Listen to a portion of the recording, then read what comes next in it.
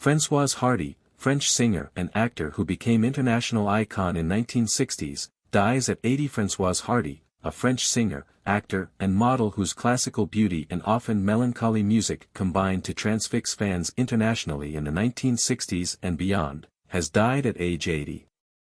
Her son, Thomas Dutronc, also a musician, reported the death on his Instagram account, posting a baby photo of himself with his mother and writing, "Maman est partie," or "Mom is gone." Hardy had battled lymphatic and laryngeal cancer over the last 2 decades, since first being diagnosed with the former condition in 2004. In a sign of her ongoing legend, in 2023, Rolling Stone magazine ranked Hardy as number 162 on a ranking of the greatest singers of all time. She was the only French performer on the list. Will Hermes wrote that Hardy epitomized French cool and Gallic heat simultaneously, with a breathy, deadpan alto that wafted like Gauloise smoke.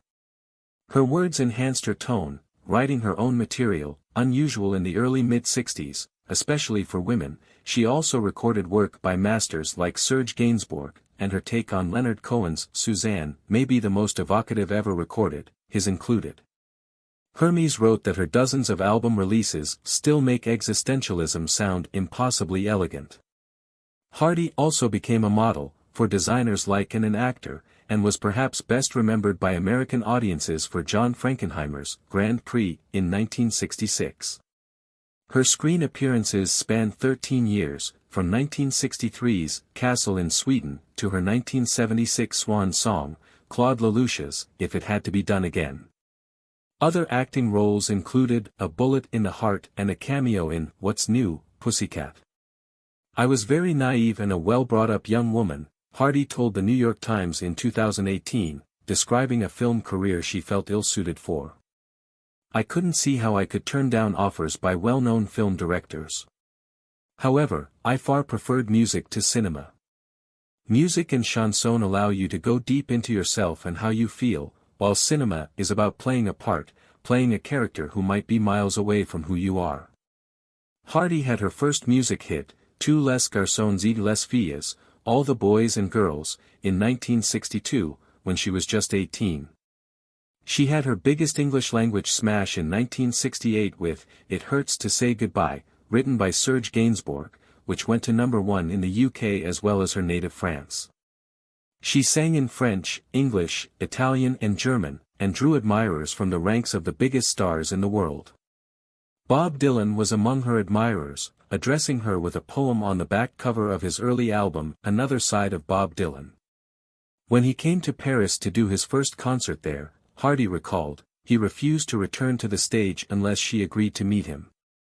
In 2018, after enduring a further series of health issues, Hardy made what turned out to be her final comeback, publishing an autobiography, The Despair of Monkeys and Other Trifles, and issuing a new album, Personne d'autre, Nobody Else, her 28th.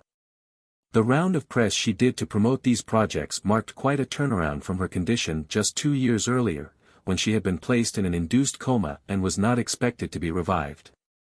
Hardy maintained an interest in music into her later years.